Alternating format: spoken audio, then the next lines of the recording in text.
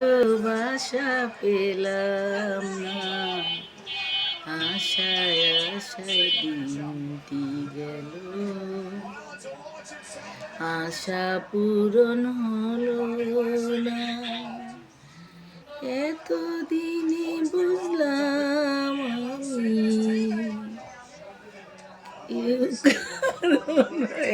এক গান আরেক গানে লাগাই দিচ্ছি। আচ্ছা দেখেন, আমার হচ্ছে বান্ধবী গান গেতে নিয়ে ভুলে গেছে, তো সবাইকে ভালোবেসে গেছে কিন্তু কেউ তাকে ভালোবাসেনি, এটাই প্রকাশ করছে, ঠিক না?